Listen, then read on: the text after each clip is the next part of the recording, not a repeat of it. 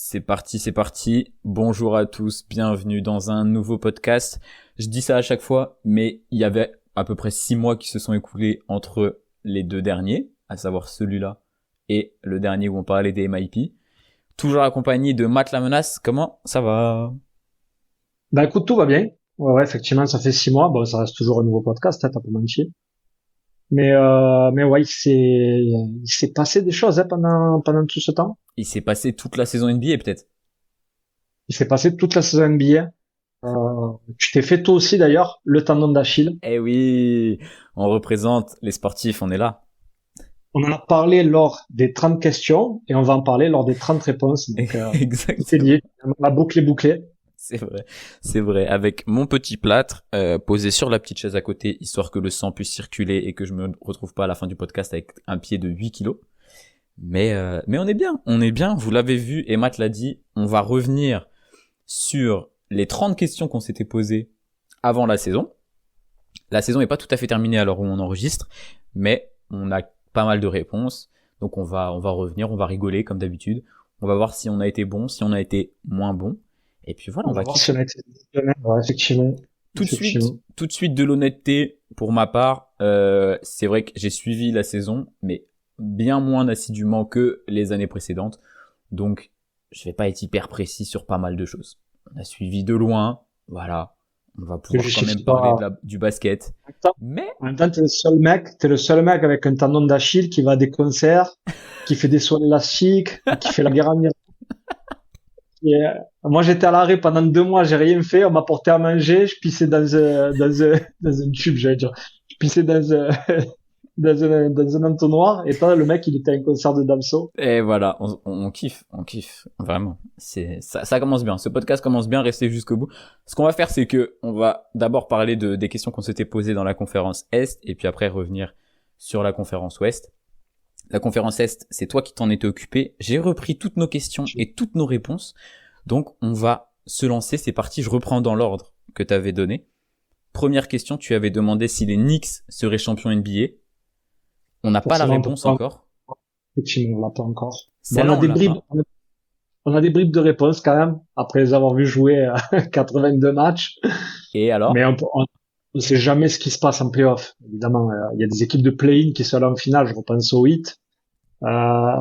J'ai trouvé très honnêtement, malgré un banc plus profond, que ça jouait un peu moins bien que l'année dernière, très Mhm. honnêtement. Bon, il y a eu un changement de coach, mais mais c'est vrai qu'il y a pas mal de choses qui ont un peu échoué. Bon, je pense à Gershon Yabusele, je pense à Michael Bridges, mais ça reste une très bonne équipe. Et puis bon, après à l'est, on voit que même si les Celtics sont surperformés, on va en parler juste après. Les Pistons, bon, il y a la blessure de Cade. Qui est revenu déjà? Qui est déjà revenu? Ah, qui est déjà revenu? Ok, bah, j'avais même pas suivi ça. Ouais. D'accord, qui est déjà revenu. Mais ce que je veux dire, c'est que bon, ils ont toujours la possibilité d'aller en finale. Est-ce qu'ils font partie des favoris pour le titre? Compliqué à dire. Bon, à l'Est peut-être. Ouais, ils peuvent encore aller en finale, donc c'est possible. Après, on croyait pas une seule seconde aux Pacers, et les Pacers sur les matchs 7. Et si Haliburton se blesse pas, peut-être qu'ils créent la surprise. On ne sait jamais. On ne sait jamais. T'as carrément raison. Et en vrai, je trouve qu'il y a beaucoup de gens qui sont négatifs sur les Knicks à juste preuve, puisque la saison est plutôt moyenne. On dit ça, ils sont quoi, troisième de conférence? Troisième, hein, C'est c'est ça. ça. Ils sont pas très loin derrière Boston, bon, pas très loin de Cleveland non plus. Euh, mais en réalité, la vraie seule équipe qui fait peur, je pense, aux Knicks dans cette conférence, c'est Boston. Sachant que, pareil, il y a eu la blessure de Tatum l'année dernière, mais sachant que les Knicks se débarrassent des Celtics en playoff l'année dernière. Donc en Exact. vrai, je trouve que c'est un peu injustifié, tu vois, on les oublie, je trouve. Je trouve qu'on les oublie et pour une fois, j'ai envie d'être positif pour cette équipe des Knicks. Parce que... Ouais, après, je suis très positif. Comme je te dis, ils font partie des favoris pour accéder à la finale. Après, est-ce que toi, tu les vois, après avoir, j'imagine que tu as pu voir quand même quelques matchs, est-ce que oui, toi, tu les vois comme un prétendant au titre? dans, dans le sens où ça a plus tourné, effectif plus profond, Mhm. les gars vont être plus frais, je pense, pour les playoffs. Et on sait C'est ça. pas... C'est vrai que j'ai du mal à, tu sais, à jauger à quel point ça change vraiment tout. un Jalen Brunson qui est vraiment au bout du rouleau ou un Jalen Brunson qu'on a encore sous la patate pour porter l'équipe. Je pense honnêtement que cette équipe, enfin si elle est en finale NBA, ça me choque pas. Je les verrais bien sortir de l'Est vraiment, sans problème. Ouais, je suis d'accord. C'est ce qui penche le plus dans la balance. C'est surtout la fraîcheur des gars. On sait que avec Thibodeau, ouais, il jouait. Je crois, si je dis pas de bêtises, l'année dernière, les 5 premiers trios qui avaient le plus joué ensemble, c'était 5 trios d'Enix. Ouais, non, c'était Donc, aberrant, c'est clair. donc, euh, donc là, effectivement, ouais, ils vont être beaucoup plus frais pour Ça, accéder, enfin, en playoff. hmm. On verra ce que ça. Et puis aussi mine de rien l'expérience, tu vois. Donc parce que Détroit ils font une saison exceptionnelle, on va en reparler. Il y a moins d'expérience. Boston, il y a de l'expérience, faut encore réinsérer Tatum vraiment à fond, etc. Donc non, franchement ça peut encore largement se jouer. Et sur nos réponses, il y avait un non pour ma part et un oui de la tienne. Tu es chauvin, tu aimes les Knicks, donc tu étais à fond derrière. Et c'est toujours le cas, c'est ça qu'on veut. Ça C'est toujours le cas. C'est toujours le cas. Je Tout sais à pas si fait. ma réponse est toujours la même actuellement, mais bon, on verra bien. Ouais, il y a deux, On trois sait- équipes dans la conférence Ouest qui sont... Et ouais, Attention, effectivement. attention. Deuxième question que tu avais posée, les Celtics en playoff.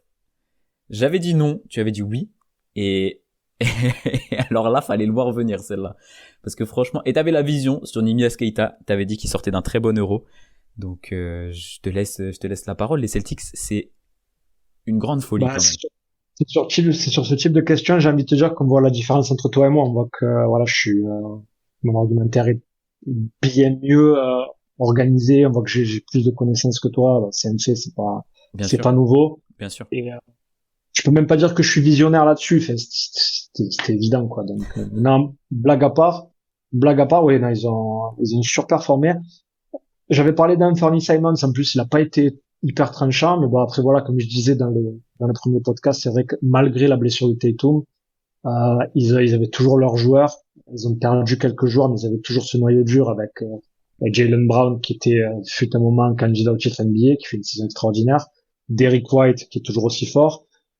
J'avais parlé de Pritchard, et finalement, Pritchard, il a pas surjoué, il a peut-être même été un peu moins bon que les saisons d'avant. Il a eu plus d'usage, pas forcément plus de temps de jeu, mais il a été un peu décevant, je dois avouer. Nemias Queta, ouais, non, c'est vrai qu'ils avaient perdu Tatum et Porzingis aussi, faut le dire. Mais ouais, ben, voilà. Après, il y a plein de joueurs qui ont eu des minutes. Je pense à Walsh, je pense à Sam Hauser. Ils ont récupéré Vucevic en plus, qui est pas hyper bon depuis qu'il est au Celtics. Et ouais, non, c'est une équipe qu'il va falloir surveiller. Et finalement, bah, on se posait la question de savoir qu'ils seront en playoff. Bah, non seulement ils y sont, ils ont l'avantage du terrain et puis ils ont l'effectif au complet. Et ouais, ils ont l'effectif au complet, ils ont un Tatum qui revient tranquillement, tu vois, qui force pas les choses, qui a pas peur d'aller au rebond, parce que c'est vrai que là, du coup, dernièrement, pour préparer un petit peu le podcast, et puis bah, j'ai du temps en ce moment, donc, oh là. Donc, je me suis remis devant quelques matchs, et il y a eu des matchs intéressants des Celtics. Il a pas peur d'aller au contact, d'aller au rebond, etc. Donc, on voit qu'il est, enfin, voilà, tu vois, tu sens qu'il est serein sur son tendon et que franchement, je pense qu'il peut sortir des gros playoffs. Il laissera peut-être Jalen Brown, puisque Jalen Brown, il est sur une saison complètement exceptionnelle. On a une course au MVP qui est assez incroyable et Jalen Brown, il est genre 6, 5, 6e des noms alors qu'il fait une saison monumentale. Et ouais, tu l'as dit, ils vont en playoff et ils y vont par la grande porte, quoi. Ouais. Euh, Donc, Jonas Bach, qui sera certainement coach de l'année. Et exactement. c'est vrai que j'ai pu voir effectivement deux matchs des Celtics depuis que Jason est revenu. Et je suis d'accord avec toi, il n'a pas besoin d'être à 100% parce que ça joue bien, parce qu'ils ont su le faire revenir, ils savent comment l'intégrer. Et il va quand même au lancer, mais il se donne pas à fond. On voit qu'il force pas, on voit qu'il veut pas forcément aller sur la ligne des lancers francs. Il laisse beaucoup plus la balle entre les mains de Jaylen Brown. Et voilà, après, il sait qu'il va avoir des shoots ouverts. Et il sait qu'en playoff, il va peut-être se donner un peu plus. Donc ouais, ouais, il va falloir compter sur eux, ça c'est sûr. Ouais, je sais pas si ça se voit dans les stats. J'ai trouvé qu'il distribuait bien le ballon aussi, tu sais. T'as raison, il force pas. Je sais pas si dans les stats il distribue mieux la balle que les saisons d'avant. Je Ouais, pense non, que, ça. 5 Il a fait passes. presque le double un match, il me semble. Il était à 7-8 passes, je crois. Il tourne à Pas 5 le passes de dernier match. moyenne. Ouais. L'année dernière, 6 Ouais, non. passes. Mais j'ai trouvé que, comme tu l'as dit, pas peur, mais en même temps, il va pas forcer, il va pas faire le con. Donc franchement, cette équipe, elle va être, tout le monde le dit depuis qu'il est revenu que c'est l'équipe. J'ai l'impression que c'est, en tout cas, la part. Je sais pas si les bookmakers, j'ai pas regardé, mais pour la masse, quoi, il y a beaucoup de gens qui disent que là, les Celtics, attention, ça va arriver fort en playoffs, quoi. Je pense qu'à l'Est, moi, je les mets favoris devant les Knicks et, malgré la continuité. Et devant même les Pistons qui sont premiers, ouais. Il y a du shoot, il y a de défense. Bon, après, on dit la même chose chaque année, hein, c'est vrai. Et, on avait vu que l'équipe des Knicks était bâtie justement pour les faire déjouer. Ils avaient réussi l'année dernière. Mais c'est vrai que cette année, ouais, je sais pas, c'est vrai que d'avoir joué comme ça avec deux joueurs majeurs en moins, parce que Porzingis, il était vachement important pour le système. Mhm. Et là, t'as des joueurs qui sont plutôt performants, qui défendent bien, qui se donnent, donc un vrai nouveau, entre guillemets, franchise player. Et là, avec, en plus, l'apport et l'asset de Tatum, je sais pas comment ils vont procéder, mais tu peux même le faire sortir du banc, quoi. Pour, Ah ben ouais, oui, non, ouais. ça fait mal, ça fait mal un joueur comme ça Ouais. qui sort du banc, t'as pas envie. Derrick White, toujours égal à lui-même, qui peut porter la balle, qui peut driver. Non, C'est clair. ouais. C'est C'est clair, très ça va fort ce être qu'ils ont. assez impressionnant. On va parler d'une troisième équipe. Troisième question. Bon là, ça porte sur les Pacers. La question c'était est-ce que Pascal Siakam sera All-Star? Et on a eu la vision. On a vu que Pascal Siakam serait All-Star. Et oui, avec les Pacers. Au début, j'avoue que j'avais dit non parce que, enfin, je pensais que ça allait être oui. Et puis après, j'avais dit non par rapport au format parce qu'on avait dit qu'il allait avoir certains joueurs de l'équipe monde qui allaient lui passer devant. Et finalement, il a été au All-Star Game. Donc bon, après, euh, il fait une bonne saison. Enfin, entre guillemets, il était bien obligé étant donné que c'était le lieutenant avec la blessure de Haliburton. Après, c'est vrai que ouais, les Pacers, ils ont été un peu contraints assez rapidement de devoir tanker. Et, Ah mais oui, bon, ça reste un excellent joueur. les Pacers, c'est pas une équipe que j'ai regardé cette année, honnêtement. On va pas se mentir, j'ai dû voir un match ou deux maximum, quoi. Donc, mais d'ailleurs, il a été All-Star direct ou c'est pas à cause des blessures qu'il a été All-Star? À cause des blessures qu'il a été All-Star, effectivement. Ouais, donc c'est passé. Mais oui, en même temps, quand tu vois Indiana qui a 19 victoires, bon, c'est un peu abusé. On va juste revenir quand même. Tiens, on va donner les petites statistiques de Pascal. Pascal, cette année, c'est 24 points, 6 rebonds, presque 4 passes décisives et Cadeau. 48% au shoot, 36 à 3 points. C'est une saison bien solide quand même, hein. Ouais, c'est une saison bien solide. Il a bien pris le relais avec la blessure d'Haliburton, mais comme tu l'as dit, on a vu, enfin, et puis de toute façon, même c'était quasiment, j'ai l'impression qu'il n'y a pas eu un seul moment où Indiana s'est dit, oh, on va tenter d'être compétitif. Là où les Celtics, ils ont démarré un petit peu mal et puis c'est monté en puissance tout le long de la saison. Non, Indiana, on a très vite compris que ça allait être un méga tank et qu'il n'y avait pas de questions à se poser. On repose Haliburton toute la saison. On va pas s'embêter comme avec Jason Tatum. Et on verra l'année prochaine. Gros pic de draft, retour d'Haliburton, Pascal encore en forme et puis on y retourne comme ça, quoi. Exact. Ouais, non, il fait une très très bonne saison, hein. C'est standard habituel, j'ai envie de dire. Donc Exactement. égal à lui. Très bon joueur, ouais, ils ont pas, c'est vrai que, je m'attendais quand même à quelque chose de mieux. Ils avaient perdu Turner, mais, ils ont fait jouer les jeunes, bon, on verra bien ce qu'ils arrivent à avoir, Tout à fait. la saison prochaine au pic de draft. Mais bon, il a été All-Star, donc on avait vu juste. Allez, voilà, let's go, on est bon, on est bon. Prochaine question qu'on s'était posée, est-ce que Andrew Wiggins allait quitter Miami, allait être échangé à la trade deadline ou avant la trade deadline? On avait dit oui tous les deux, et non, toujours cette C'est trop. équipe de Heat qui... Il fait une bonne saison, hein. Enfin, je sais pas si tu voulais prendre la parole, mais, Vas-y, je t'en prie, je t'en prie. il fait une vraie saison. Je l'avais en Fantasy League. Et il a eu un peu du mal à démarrer, mais, ouais, il tourne à bas. Après, tu vas me dire, Tyler Hero était blessé en début de saison. Il y avait plus vraiment de vrais leaders. Ils ont récupéré Norman Powell, mais c'était assez compliqué. Bon, la saison du 8, c'est pas foufou, hormis les 83 points de Bam. C'est vrai. Mais bon, il sort quand même une saison à quasiment 16 points, 5 rebonds, 3 passes à 47%. Même à 3 points, hein. 3 points, il a 41%. Je pense, je sais même pas si c'est pas son record en carrière, je vais pas dire de bêtises. Oui, Mais, c'est vrai. Sacrée saison.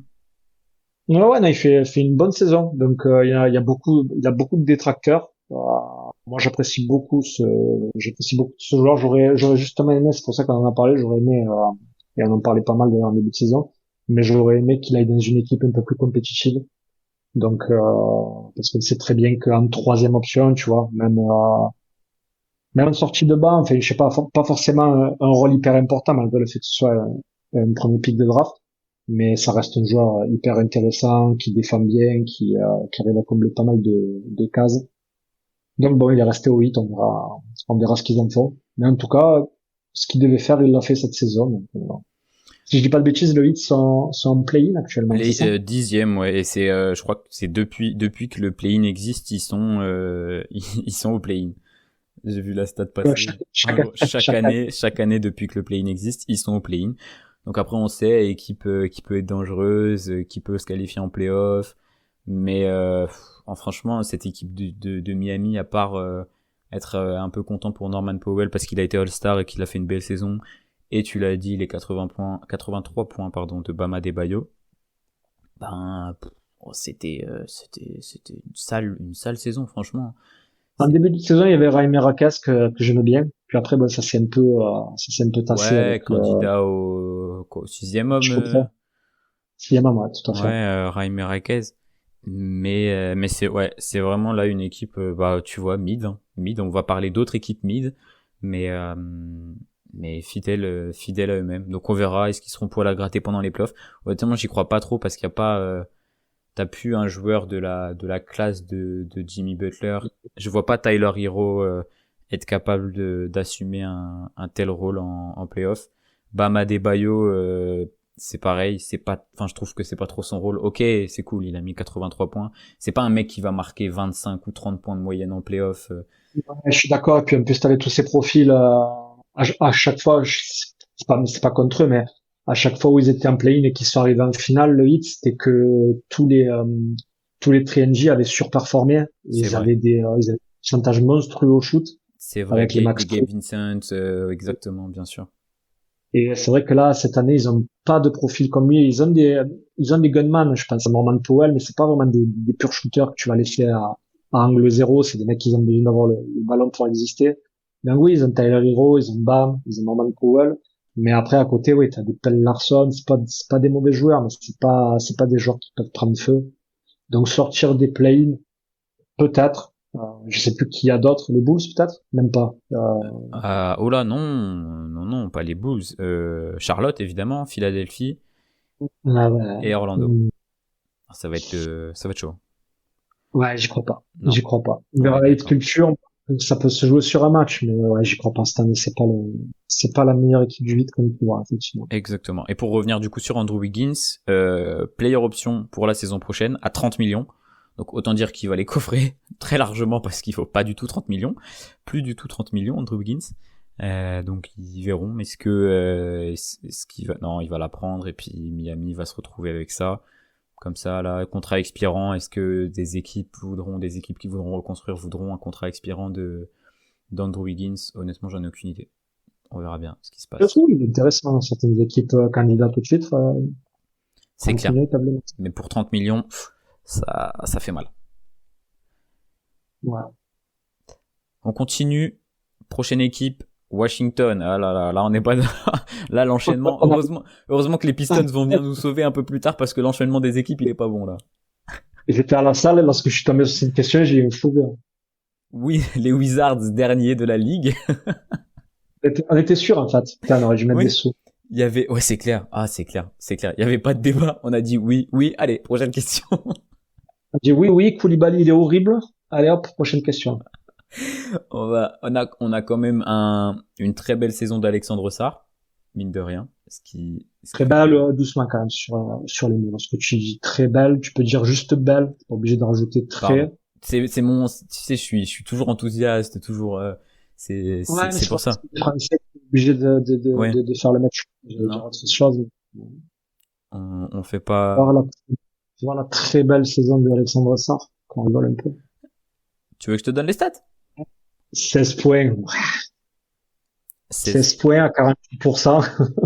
Ouais, bon, il prend moins, il prend moins de 3 points. Je pense il prend moins de 3 points que ses années, que son année rookie. Tu Et vois, il se Koulibaly, il a fait concentre. une très très bonne saison aussi. Je Non, regarde. non, ça non, ça non. Koulibaly, Ne me fais pas dire ce 11 que j'ai pas points dit. En fait, le à plus 40. intéressant sur la saison des Wizards, c'est la trade deadline finalement. Et la trade deadline, effectivement. C'est vrai que, bon, après, même ça, bon, tu connais mon amour pour Trae Young. Euh, après, j'adore Anthony Davis, donc tu ne l'aimes pas. Mais, ouais, ouais. Ah, bon, ils ont gagné, tu vois, ils ont gagné forcément parce que tu récupères deux excellents joueurs, deux All-Stars. Après, après, ouais, à côté, ouais, il y a des jeunes qui montent. Je les ai vus jouer. Il y a eu un match contre OKC que j'ai vu en début de soirée où c'était pas mal. Là, il y a quelques jeunes, mais après voilà, avec l'arrivée de Trae Young, avec l'arrivée d'Anthony Davis, forcément, t'as des joueurs qui vont beaucoup moins jouer. Quid de l'association des deux. Toujours Anthony Davis qui préfère jouer avec un pivot. Mais lorsqu'il doit jouer avec un pivot, ben, ça marche pas. Il prend toujours l'exemple de Dwight Howard. Mais avec Dwight Howard, il a pas énormément joué, même si dans la bulle, ils ont été champions. Trae Young, on verra bien. On voit que lorsqu'il est sur le banc, il drive un peu les jeunes, il donne des conseils. Forcément qu'ils vont faire une meilleure saison que l'année prochaine, que cette année-là, c'est certain. Ils auront certainement, enfin, ils auront le plus de chances d'accueillir un excellent joueur, peut-être Djibansa ou un autre, Cameron Boozer, je sais pas. Oui, ils auront forcément une meilleure équipe que cette année. Après, est-ce que ça peut surperformer, je sais pas. Mais oui, oui, je peux pas te contredire. Ouais, Le plus intéressant, le pic de leur saison, c'est ça. c'est la trade deadline, hein. C'est vraiment ça. Et puis, oui, deux joueurs assez injury prone quand même. Donc déjà, combien de matchs ils vont jouer ensemble? Parce que tu l'as dit, Anthony Davis, tout le monde l'aime, hein, tout le monde. Mais tout le monde en a marre parce que il joue 20 matchs par saison. Donc c'est vraiment dommage. Sachant que l'association avec Alexandre Sarr ou potentiellement Boozer ou un bon rookie qui arriverait dans l'aile, je pense que ça fonctionnerait bien, ce serait une bonne équipe. Mais ouais, là il y a trop de questionnements, on verra l'année prochaine quoi. Mais en tout cas, dernier de la ligue, ils ont fait le taf les Wizards et on l'avait vu, on le savait. Donc ça fait plaisir C'est sûr. On est- d'avoir raison un peu. Pas de surprise ici, comme d'hab. On passe d'une équipe très mauvaise à une équipe très mauvaise encore, les Nets, avec une question autour de MPJ, Michael Porter Jr. La question était, on avait deux questions. Est-ce que MPJ est capable d'être franchise player? Et est-ce qu'il est capable de tourner à 25 points par match? On avait dit oui, plutôt oui, dans cette équipe des Nets. En tout cas, il était le franchise player. Je crois que j'ai regardé les stats ce matin, je l'ai pas sous les yeux là, mais finalement, il a 24. 24 points par match, Ouais. un peu plus, donc pas 25. On avait dit oui. Il a même pas été foutu de le faire, cet enfoiré. Après, il a très bien commencé, puis après, je sais Oui, pas si, on ne sait jamais comment ça se passe, si c'est l'équipe qui demande de lever un peu le pied parce que tu vois que tu vas nulle part. Il y a eu les histoires avec Cameron, comment il s'appelle? euh, Cameron, celui qui est parti au box, qui a été coupé. oui, Cam Thomas. Cam Thomas. Avec Cam Thomas. Donc, ouais, il a très très bien débuté. Puis après, ça s'est un peu estompé. J'avais dit 25 points, il a 24,2. Ouais, il a 46%. 36%, il est un peu moins bon à 3 points. Forcément, il a eu un peu plus de shoot. Donc, voilà. Après, c'est vrai que la question initiale, c'était est-ce qu'il serait franchise player? Oui, oui, il a été, mais bon, un peu par défaut parce que t'avais pas vraiment d'autres leaders, d'autres entre guillemets vétérans. Donc oui, à l'heure actuelle, si on te demande qui est le franchise player des Nets, je pense de suite à lui. mais parce que c'est certainement le meilleur scoreur. Mais après, dans l'attitude, c'est un peu, finalement, c'était plus toi qui avais raison que moi. Non, oui, c'est le franchise player de cette équipe nulle des Nets. C'est le franchise player, Et ouais. puis j'avais pas fait gaffe, mais il a joué que 52 matchs encore, donc une saison vraiment pas complète. Bon, à quel point il y a du pipeau pour que on laisse jouer les jeunes et qu'on tanque vraiment. Mais ouais, cette équipe, c'est vrai que les Nets, je les ai pas, pour être honnête, hein, je les ai pas beaucoup vus jouer. J'avais été, comme tout le monde, je pense, assez agréablement surpris par Egor Demin sur le Mhm. début de saison après qu'il s'est blessé.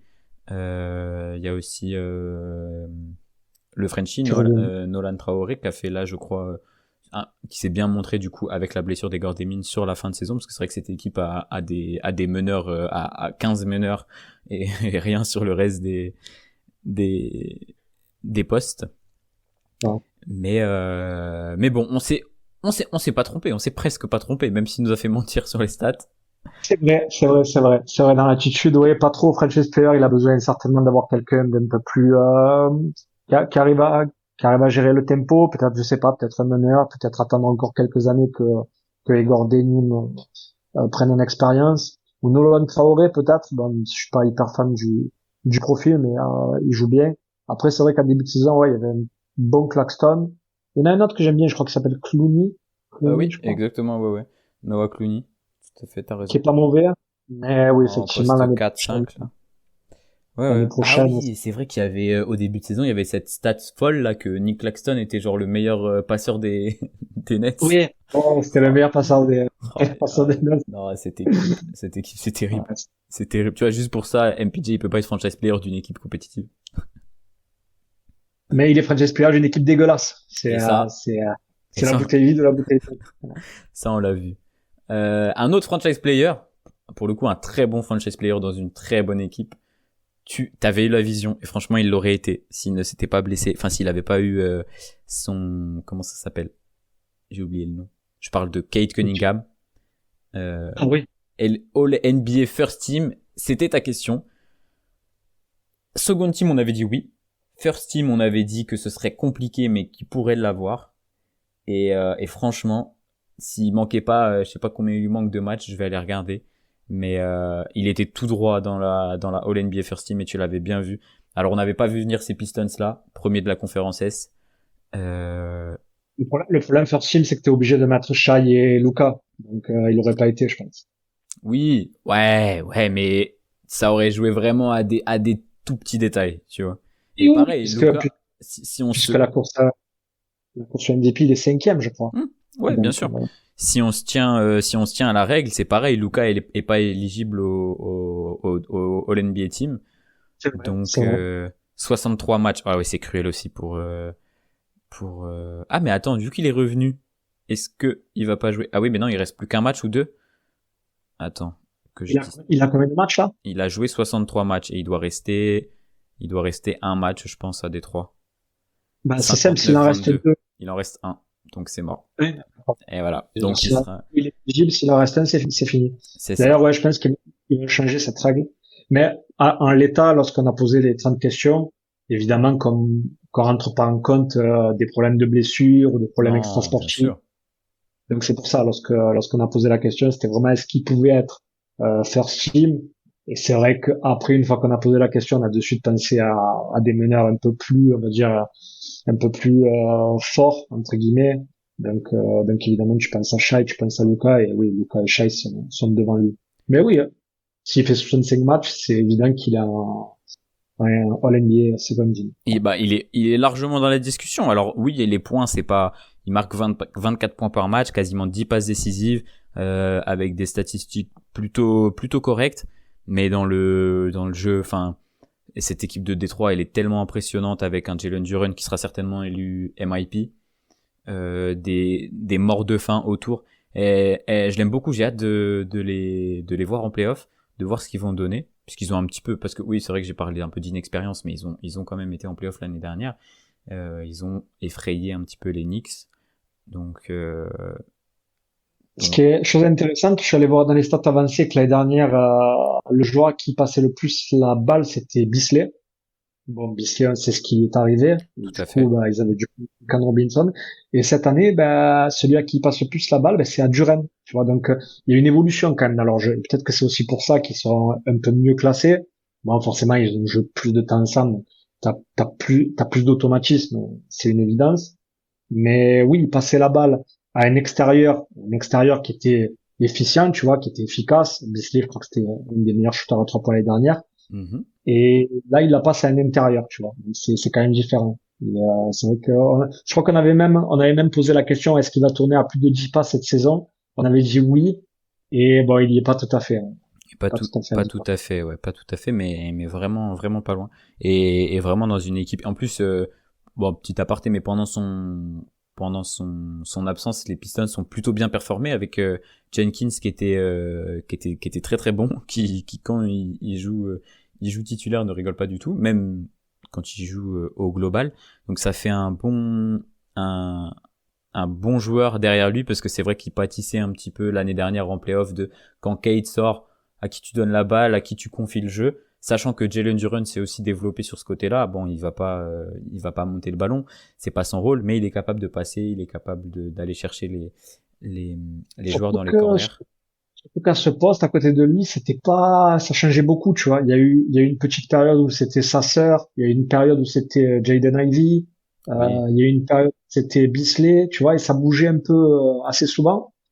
Thompson.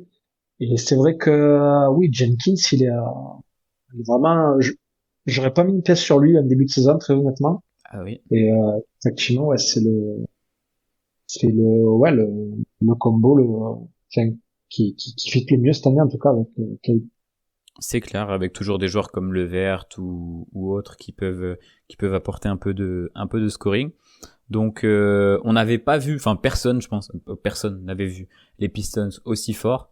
Mais on avait vu Kate Cunningham très très bien performer. Je pense qu'on parlait un petit peu de top 4 quand même, de se dire que les Pistons avaient vraiment les moyens d'aller accrocher le top 4.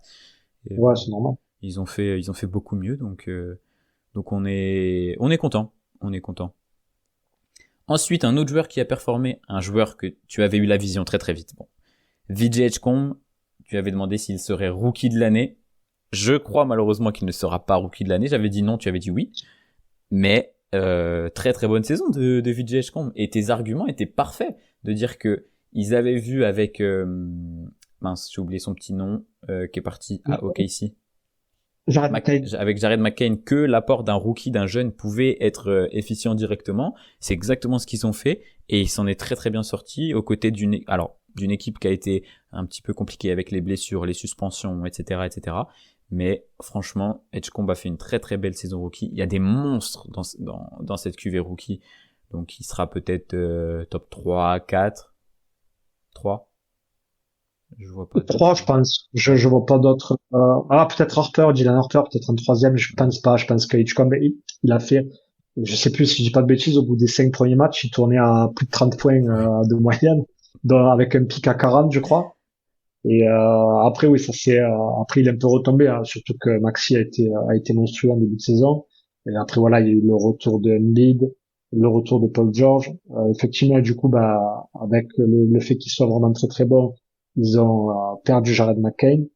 Et mais bon, oui, on a pu voir il pouvait être un très très très très bon joueur. Exactement, pour parler purement de stats, il tourne à 16 points, 5 rebonds, 4 passes décisives, avec un petit 35% au tir, 44% à 3, pardon, 44% au tir et 36% à 3 points.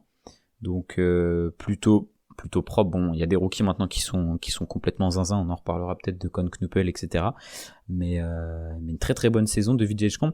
Un petit peu décevant finalement au global pour ces Sixers parce qu'on les voyait peut-être un peu meilleurs. Là, ils sont quoi, 7-8 de l'Est, Ils Philadelphie. Ils sont, sont 8e. ouais, Donc, huitième.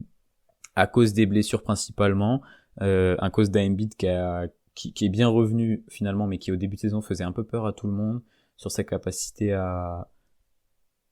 être le joueur qu'il était, c'est clairement plus possible, mais à vraiment peser sur les matchs. Et on a vu qu'il y a certains matchs qui ont fait plaisir. Donc à voir, à voir. Est-ce que cette équipe sera dangereuse en playoff? peut-être pas cette année, mais je pense qu'avec un VJ Edgecombe qui va bien s'améliorer l'année prochaine, on pourra peut-être enfin, j'espère, compter sur des Sixers compétitifs. Ah oui, clairement. Bah écoute, il a 16% 17% d'assist percentage, 20% d'usage. Pour un rookie, c'est énorme. Après, il perd beaucoup la balle, mais bon, il a beaucoup la balle entre les mains. Donc, évidemment, comme tu l'as si bien dit, patchy des différentes blessures.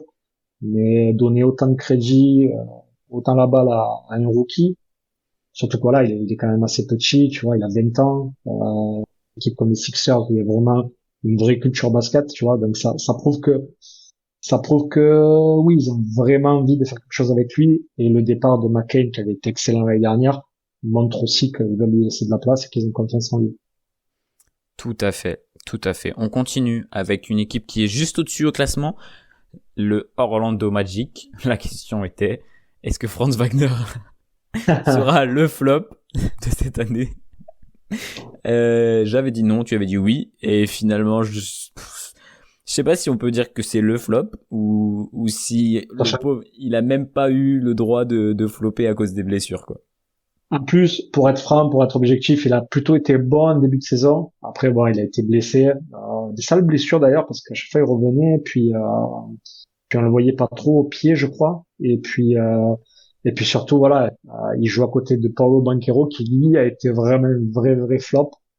Donc non, est-ce que Franz Wagner a été un flop cette année? Non, évidemment que non. Par contre, Paolo Banchero a peut-être le plus gros flop je Paolo pense, et non? le Magic au global, hein, franchement. L'un des plus gros flops de cette année, parce que ça a été catastrophique. Alors on parle, vous voyez, c'est vrai, beaucoup de Paolo Banchero, effectivement. On peut parler aussi beaucoup du coach, qui, je sais pas, il n'arrive pas à créer une attaque avec cette équipe, et donc c'est très compliqué. C'est très compliqué pour le Magic. C'est ce que je regardais là. C'est vrai que Franz, il est revenu là sur la fin de saison. À voir ce que ça donnera. Faut passer par le play-in. À voir ce que ça donnera, mais honnêtement, enfin, tant que Jamal Mosley, pardon, sera le coach de cette équipe, je crois qu'il faut pas trop compter sur eux, pour être compétitif, et que, ils vont se séparer de Jamal Mosley à l'intersaison, et qu'il faudra reconstruire quelque chose de nouveau pour l'année prochaine, repartir sur de bonnes bases un peu plus saines. Donc, tu l'as dit, bon, On les voyait largement top 4 avec l'arrivée de Sam Payne. ouais. J'adore, je trouvais juste que c'était vraiment le joueur qu'il leur fallait, tu vois. Quelqu'un qui est très très fort au cercle, qui est élite au cercle. Et il a eu du mal à rentrer dans cette équipe.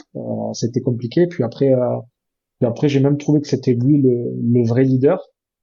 Mais après, il leur manque pas grand-chose. Ouais, je suis d'accord. Je pense que Mosley, il donne pas assez, je sais pas. Je sais pas. C'est vrai que c'est peut-être un peu trop défensif. Bon, on verra bien. Ils ont peut-être besoin de quelque chose de nouveau, effectivement. Mais après, voilà, ils ont du talent, ils ont de la jeunesse, ils ont de la taille, ils ont des bons joueurs, hein. Ils méritent de faire mieux, ouais. C'est vrai qu'ils méritent même de mieux jouer, j'ai envie de dire.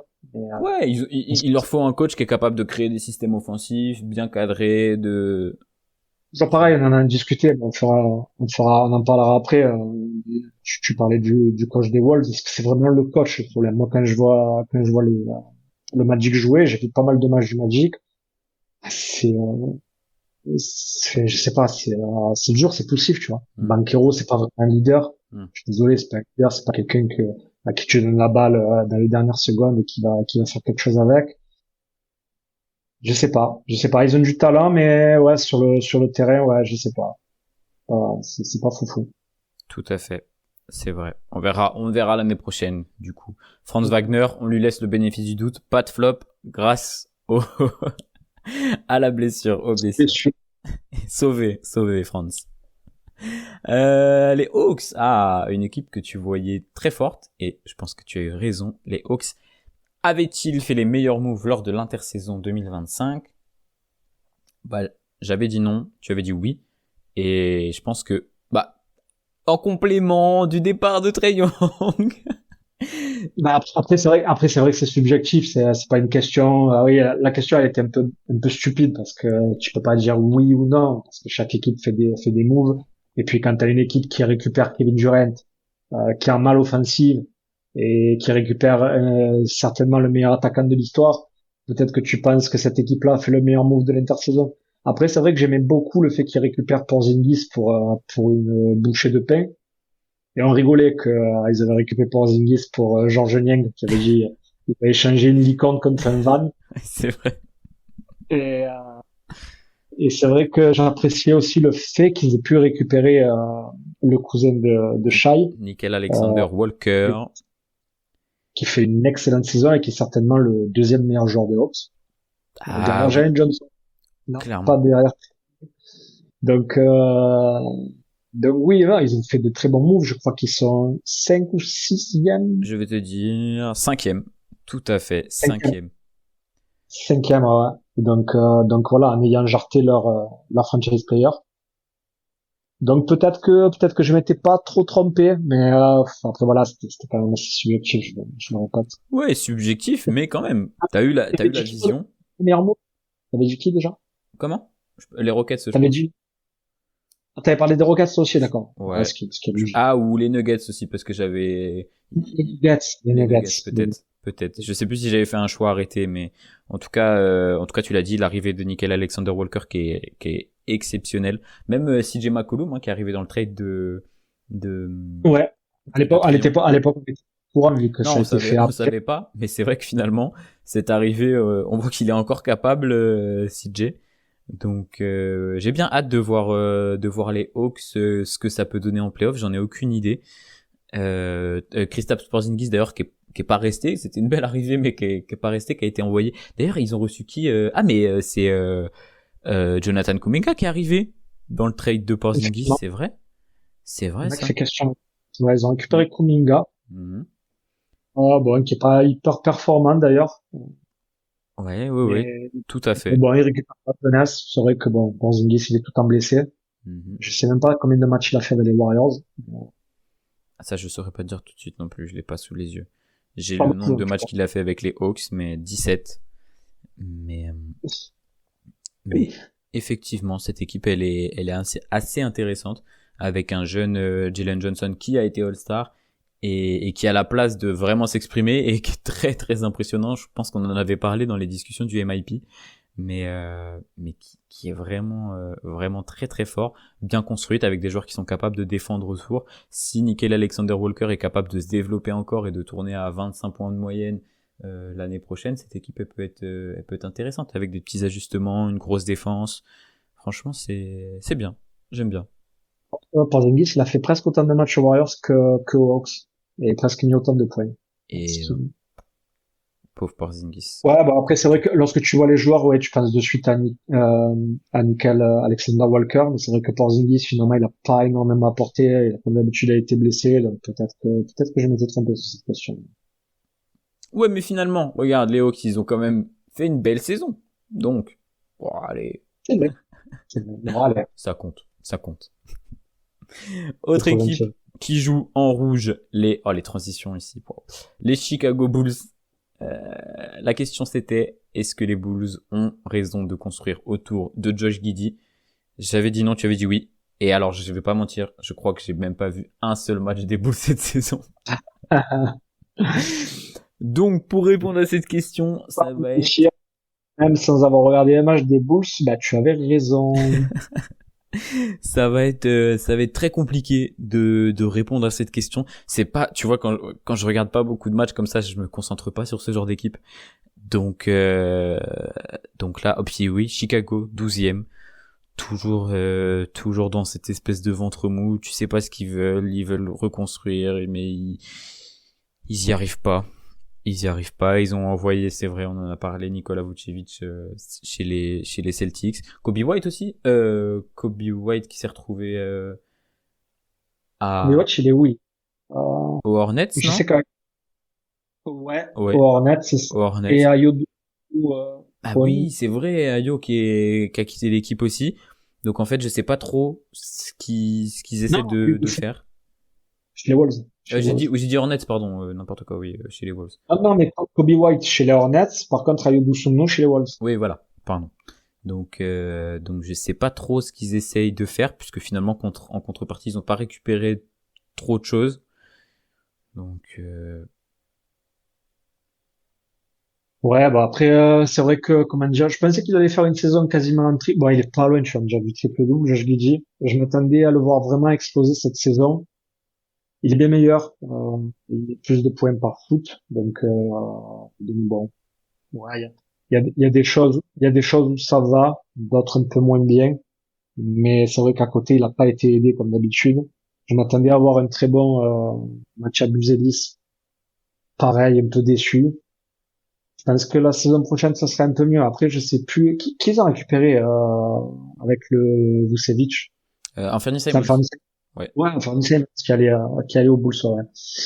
Euh, ouais, bah, j'ai l'impression, le problème, c'est pas tant le potentiel ou le niveau, c'est surtout ce que fait le front office. J'ai l'impression qu'ils amassent beaucoup de joueurs qui ont le même profil et, bah, sur le terrain, après, bah, déjà, tu joues jamais avec les mêmes joueurs parce que ça bouge tout le temps. Et, ouais, il y a du potentiel, mais après, ils les changent, mais pas forcément pour avoir des profils intéressants. Donc même là sur le papier, je sais pas. Ouais, effectivement. Oui, c'est vrai, tu l'as dit, parce qu'il y a eu 28 joueurs utilisés chez les Bulls avec tous ces trades, ce qui fait vraiment beaucoup. Et c'est vrai que j'avais vu passer l'info, mais du coup, Arturas Karnisovas, le GM, et s'est fait jarter là. Ça y est, Oui, sauter, ouais, il y a c'est quelques normal. jours. Oui, voilà. Donc là, va falloir retrouver quelqu'un, repartir sur des bases un peu plus saines, essayer de soit vraiment bottom autour de Josh Giddey quand même pour voir ce que ça peut donner. Ouais, de monter une équipe déjà, d'avoir les 5 majeurs stables, et, d'avoir une équipe qui peut te faire gagner des matchs, quoi. Parce que là, voilà. Là, t'as du Exactement. potentiel. Ouais, il faut que les joueurs jouent ensemble. Il faut que le plus important, c'est sur le parquet, j'ai envie de te dire. Mais oui, c'est clair, ils ont le foutu maillot des Chicago Bulls avec ce taureau et ils sont pas capables de construire une équipe. Ça me rend fou, ça. Tu vois, il y a, je sais pas, il y a un grec qui est pas content, qui est pas très loin, qui pourrait aller jouer dans cette équipe. Franchement, ça fit très bien avec Josh Giddey. Mais bon. Tu l'as la rêve du logo que tu mets à l'envers. Et Et ça du fait un coup, c'est crabe. une espèce de, Un, ça fait un robot qui est derrière un ah, crabe. un Donc, robot. t'es en train de le tirer, en fait. Je l'ai. Attends, je vais aller voir tout de suite. Hop là. Alors, je le mets à l'envers. Exactement, c'est vrai. Tout à fait, tout à fait. Tu me C'est prends pour un con comme des ça. petits. Non, mais Non, c'est vrai. Mais alors, attends, bah vous verrez pas. Mais regarde, j'ai vraiment le logo des Bulls sur mon téléphone. Eh oui. Et on dirait un robot qui est en train de prendre en leu une crabe. Excellent. Excellent. Les petites anecdotes croustillantes du podcast. J'adore. J'adore. On vit pour ça. On vit pour ça. C'est que ça. Encore une autre équipe qui joue au nord des États-Unis. Prochaine question qu'on s'était posée, c'est est-ce que Scottie Barnes tournera en double-double? Nous avions répondu oui tous les deux avec, on était sûrs de nous, avec certitude. Malheureusement, c'est pas le cas. Il nous a fait mentir. Il nous a fait Quelqu'un, mentir, ce petit coquin. Et oui, connard. il doit être à 8 rebonds, je crois, 8 et demi peut-être. Je suis même pas sûr qu'il soit à 9. Ah, il est à 7,4. Ah, 7,4, encore moins que en 7,4. Ah carrière. oui. Ouais. Et Très, ouais. très bon, par contre. Saison très, très fort. Hein. Exact. Très très grosse saison de Scottie Barnes et des Raptors au global. J'ai été assez agréablement surpris. Comme encore une fois, j'ai pas vu énormément de matchs des Raptors, mais j'en ai regardé quelques-uns et j'ai toujours été étonné que cette équipe fonctionne, parce qu'on était très dubitatif sur la construction, etc. Mais finalement, cette espèce d'équipe à trois ailiers, des porteurs de balles un petit peu dans tous les sens. Tu mets Barnes, qui sait pas shooter, et pourtant il a 30% à 3 points. Barnes, Ingram, Barrett. Je te dis, ça va pas marcher, tu vois. Ça, c'est les trois fers de lance de l'équipe. T'as Emmanuel Quickly. Et tu te dis, bon, c'est des joueurs un peu foufous qui peuvent... Et finalement, ça a super bien marché. C'est clair. Ils sont largement en playoff d'ailleurs. Il y a le rookie que j'aime beaucoup, qui est un nom composé quelque chose Boyles. Je sais pas si tu vois qui Colin c'est. Murray Boyles, oui, bien sûr. Colin Murray Boyles que j'aime beaucoup et que je vois exploser la saison prochaine. Ok, ça me plaît, Donc j'aime bien ce genre de take. ah ouais mon gars. Et du coup ouais bah très très fort et même s'il tourne pas double double, bah ouais il était All-Star et je pense il mériterait même de faire partie d'une All NBA team. All NBA Team, All NBA Defensive Team, c'est clair qu'il sera dans la C'est première. sûr qu'il hein. Peut-être la première, ouais. Dans la première, ouais. Là, j'ai pas les Peut-être. stats sous les yeux, mais Après, je me rappelle plus qui y a, mais peut-être All NBA Third Team, peut-être, je sais pas. ouais, peut-être. Honnêtement, il est très costaud. Donc, il mériterait très très bonne cette équipe sur des bonnes bases défensives. Et puis on verra ce que ça donnera en playoff. Hâte de voir, tu vois, c'est ce genre de joueur que j'aimais beaucoup. J'ai été un petit peu déçu. Là, je suis content de cette saison. On verra vraiment ce qu'il a dans les tripes en playoff. Est-ce que c'est un Anthony Edwards qui est capable de dire, OK, les gars, les playoffs, c'est mon moment. Vous allez voir de quoi je suis vraiment capable. C'est évidemment pas le même profil. Je m'attends pas à ce que Scottie Barnes envoie 30 points par match. Mais s'il est capable de lockdown le gars d'en face, de faire des gros plays défensifs comme un Kawhi Leonard a pu le faire, défensivement, hein, pas, j'attends. Love, lockdown. Putain, je mets le micro comme ça, comme dans Colors. Ça y est, il est Love, parti. lockdown. Euh, Qui sont Tulane Lalou, les Raptors, quatrième, Sixième. Ils sont juste aussi sixième. Ça se trouve, Orlando peut peut-être passer devant. J'ai pas tous les tenants et les aboutissants de la dernière journée, mais Et du coup, c'est les Knicks qui affronteraient les Raptors, bro. c'est vrai. Non, s'ils sont sixième, oui. Donc je sais pas du tout comment ça s'est passé sur les confrontations directes cette année, mais attention. J'ai vu un match très récemment des Knicks qui ont battu les Raptors. Ok, très bien, très bien. Pour info. Avantage Knicks quand même. On continue avant-dernière, ATP multième question de la conférence Est. Je ne suis plus capable de Pénule. parler. Ça y est. La question était, est-ce que les Cavs seront premiers de la conférence Est? J'avais dit oui, tu avais dit non, car tu voyais évidemment les Knicks premiers. Et finalement, waouh, on était quand même loin d'imaginer cette saison des Cavs bien décevante, bien compliquée, avec un trade en plein milieu de saison pour aller chercher monsieur James Harden. Comment? Les Cavs se rebiffent. Ah, t'auras peut-être pas la ref. Ah non, je n'ai pas la ref malheureusement. Mince. C'est pas combat. Ouais, c'était bien dégueu, enfin bien dégueu. On les voyait quand même bien plus haut. J'avais dit non parce que voilà, ça faisait sens avec ma première question, mais je m'attendais pas à les voir si bas, si mauvais, si décevant et surtout avoir James Harden dans cette équipe. Alors ça c'est clair.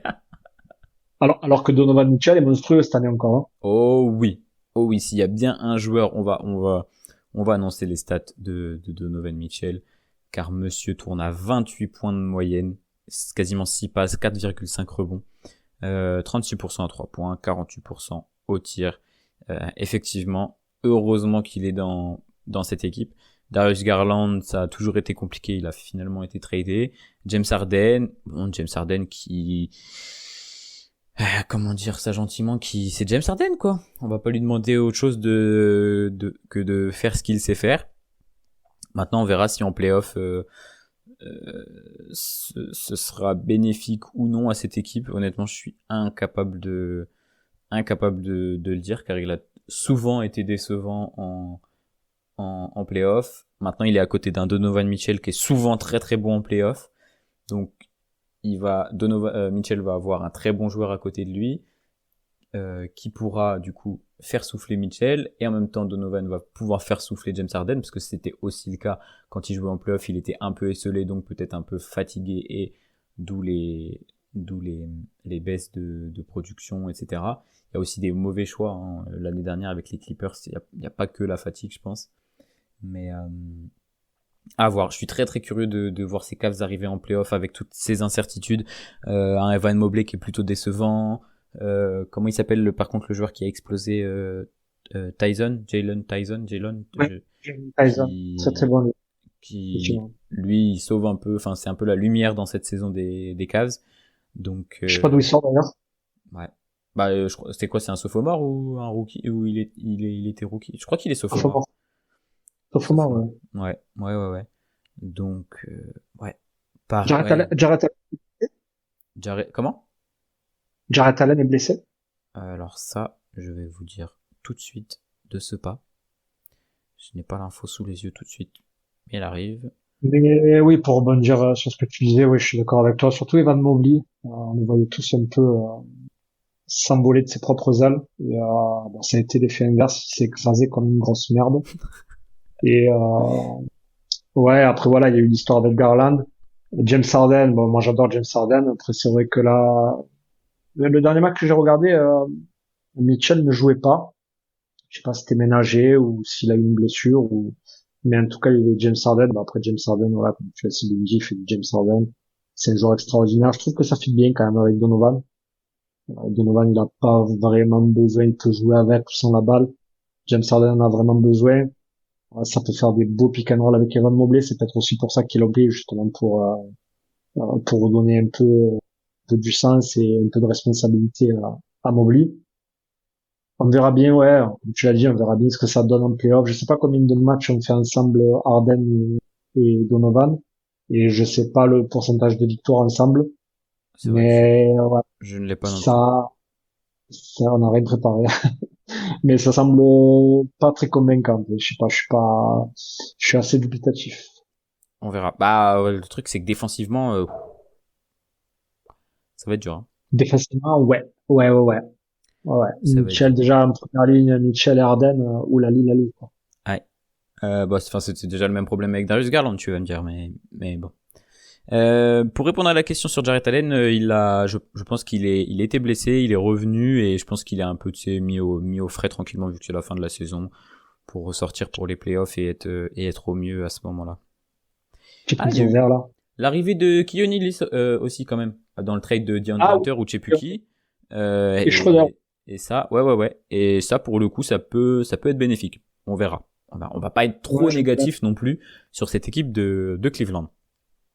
Schroeder et Ellis, ouais, surtout Ellis, très bon défenseur extérieur. J'ai vu le dernier match, il a pas mal joué. Et, il se donne pas mal, oui. Après, surtout qu'Atkinson, bah, il aime bien quand ça défend. Donc, je pense que Keon Ellis va avoir des minutes en playoff, ça c'est certain, my mate. Exactement.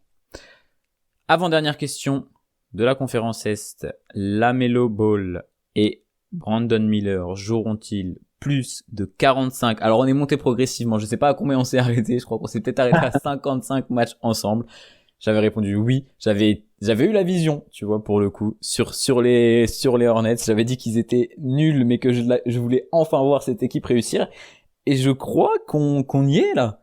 Je crois qu'on y est sur cette année 2026 avec ce rookie exceptionnel qui est Con Knuppel, qui sera peut-être. Alors, pour moi, il y a aucun débat. C'est Cooper Flag le rookie de l'année, mais mais Je certains. crois que tu parlais de Nets. Ah non, pour moi, il y a les matchs qu'il a sortis là. Il a mis quoi? Il a mis 50 points puis 40 points. Cooper Flag. Ah, mais gros, il est seul aussi. Mais tu vois, moi, j'ai mis Cooper Flag parce que, comme je dis, je te coupe, désolé, Non, vas-y, bien mais sûr. comme je dis, c'est pas le même rôle, en fait. C'est-à-dire que Con Couple, oui, il est vraiment très très bon, mais c'est pas lui qui doit driver cette équipe. L'équipe, elle tourne super bien. Il met ses shoots, il fait ce qu'il a à faire, il défend, il se donne, il se tape le cul par terre, il joue super bien, bonne lecture, très bon joueur. Cooper Flag, évidemment, bah, il aurait pas dû être, entre guillemets, franchise player. Il aurait dû avoir Kyrie, il aurait dû avoir AG, il aurait dû jouer avec des Derek Lively, avec des Gilo. Et finalement, à son insu, bah, il est arrivé que c'était le meilleur joueur de l'équipe. Et du coup, bah, est-ce qu'il a pas un peu déçu? Peut-être. Mais après, c'est vrai que c'est aussi un rôle différent lorsqu'on te donne les clés du camion, d'une équipe qui a été totalement reconstruite, qui s'est cassé la gueule. C'est pas facile. Et c'est vrai que oui, pour le voir jouer, pour moi, bah, même n'importe qui pourra te le dire, mais ça va devenir un très grand, tu vois. Alors que Con Knuppel, c'est l'effet inverse. On s'y attendait pas. Personne n'aurait pu le voir à ce niveau-là. Et il est vraiment, ouais, hyper surprenant, hyper sexy. Ça va même au dunk, ça prend des shoots. Donc moi, lorsque j'ai dit que Cooper Flag allait être rookie de l'année, et dans le premier podcast, je disais, il est blond, il est blanc, il est grand, il est beau, il sera rookie de l'année. c'est le candidat idéal. Maintenant, tu voulais Bon, l'autre est vider bon. Scrum, toi. Donc, non, non. C'est pour ça que je dis ça. Mais au final, j'avais dit VJ Edgecombe. Bon, je me suis trompé, mais comme Knuppel aussi, il est blond, il est blanc. Il est peut-être un peu moins beau. Il est peut-être un peu moins grand. Mais oui, la NBA va forcément peut-être promouvoir le Cooper Flag. En plus, Cooper Flag, ça sonne bien, tu vois. Comme Knuppel, Ouais, on dirait, non, je sais pas, relou. Relou. on Non. dirait une marque de flamme cuche. C'est que une sous-marque de Fenjus, tu vois. C'est Alors que vrai. Cooper Flag, bro, on dirait vraiment le nom d'une voiture dans un Pixar, tu vois. C'est clair. Et au final, moi, je vois Cooper Flag, mais lorsque j'ai dit que ça allait être Cooper Flag, tout le monde s'est dit, non, c'est pas vrai, ça va être Knuckle. C'est un peu, tu sais, David contre Goliath, t'as envie de te prendre du petit rôle, du petit mec que tu connais pas trop. Non, non, non, non. T'es pas d'accord, toi? Ah non, ah mais pour moi, mais enfin, si c'est Con Knuppel, c'est super et que les gens voient Con Knuppel Roy, pour moi, il y a un océan entre les, enfin, genre la pression qu'il avait, le tout, il était hyper attendu, c'était le bordel à Dallas et tout. Il est exceptionnel, Cooper Flag. Il est gigantesque. J'ai regardé là le match, le replay du match contre les Spurs qui a eu lieu cette nuit ou Ah, la nuit dernière. Le duel avec Wemby, mais c'était juste un régal. C'est un régal. Non, non, pour moi, il est monstrueux. Il est vraiment très très fort. Mais pour revenir sur Charlotte, ça n'empêche pas que Con Knuppel a transformé cette équipe parce que franchement, je vois pas d'autres raisons que lui. Il a apporté vraiment quelque chose. Il est très très fort. Il est en train d'exploser toutes les stats niveau 3 points pour un rookie, pour ceci, pour cela, pour machin. Je crois qu'il a marqué, il a la Melo Ball dans son équipe et je crois que c'est le joueur des Hornets qui a mis le plus de 3 points dans une saison en arrivant, tu vois, comme ça, bam, en rookie. Il tourne à genre 43% à 3 points en prenant 8 par match. Il est excellent. Et cette équipe des Hornets en plus est vraiment un bon kiff à regarder offensivement. Je vais dire des bêtises, il y avait une stat assez impressionnante, genre le 5 des Hornets là depuis le début de l'année 2026 est l'un des meilleurs 5 peut-être pas de la NBA, mais en tout cas la stat m'avait fait halluciner, mais je suis imprécis comme d'habitude parce que je suis incapable de c'est redire quelque possible, chose. c'est possible, Et aussi pareil. Mais ouais, non, non, ouais. Après, je suis d'accord avec toi qu'il a apporté un peu comme à l'époque où Treman est arrivé avec le short baggy, que tu avais envie de regarder cette équipe des Hornets parce qu'ils ont un beau maillot, tu vois, parce que au final, c'est une équipe que tu te dis ouais, je vais pas les regarder, c'est un peu comme les Wizards et tout, tu vois. Et finalement, ben, lorsqu'ils jouent en début de soirée, ben, t'as vraiment envie de les regarder parce que t'as Knuppel, parce que déjà Lamelo Ball joue, euh, et quand on en revient, il arrive à jouer avec Brandon Miller parce que les deux ne se blessent pas. Et Brandon, exactement.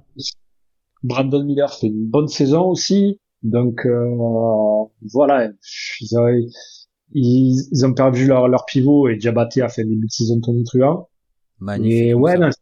c'était vraiment sexy, ça fait plaisir. On n'y attendait pas. Je pense que toi, comme moi, n'aurions jamais mis un sesterce sur les Hornets en playoff. Et ils y seront. Et ouais, on peut, oui, rendre à César ce qui appartient à César, enfin, à Con Knuppel, mais vraiment merci pour cette saison. 80 matchs, 20 lui aussi, tu vois. Je parlais tout à l'heure de VJ Hitchcom, mais lui aussi est à presque 21% d'usage. Donc ouais, il y a même l'autre rookie qui est pas mauvais, hein. Ils ont récupéré Ouais, Kyle le Brunner. Kyle Brunner, ouais, avec le départ de Mark Williams, et du coup, qui est pas mauvais non plus. Bien C'est sûr. qui leur déjà titulaire? Moussa, c'est Moussa le titulaire. C'est Moussa Diabaté? Ouais, Ok, je ça, crois qu'il ça y en se avait. joue entre les deux. Là, je sais pas si dernièrement, je crois que les derniers matchs, je crois que c'est Moussa, mais j'ai pas envie de dire de bêtises. Ouais, Mais bon, en tout cas, pour revenir à la question, ouais, les deux ont joué ensemble, les deux ont performé, les deux sont bons et ça fait vraiment plaisir pour la Caroline du Nord. c'est ça. Ça va passer par le play-in. On espère les voir en play-off parce que ce serait plutôt cool de voir cette équipe en play-off. Ce serait une belle récompense sur toute l'année 2026 qu'ils sont en train de faire. Sinon, ce sera l'année prochaine parce qu'à mon avis, ils seront bien bien dangereux l'année prochaine. J'espère. Faut que ça continue comme ça, sans blessure, etc. C'est le kiff. C'est le kiff, tu l'as dit. Du coup, juste pour info, comme ils ont joué deux matchs ensemble, tu l'as. Miller, il a joué Alors, 65 matchs ouais. j'ai pas la stat ensemble. Est-ce qu'il y a pas les duos sur C'est vrai, il faut faire un projet en croix. Mais en tout cas, la Melo Ball en a joué 71, l'autre 64. Donc, oui, ouais, t'es large au-dessus. on a vu, on a eu la vision. On était bon. Dernière question que tu avais posée dans cette conférence Est, pardon, là, ça y est, le cerveau débloque. Parce que je pensais à aller dans la conférence Ouest après. Giannis Antetokounmpo sera-t-il Defensive Player of the Year?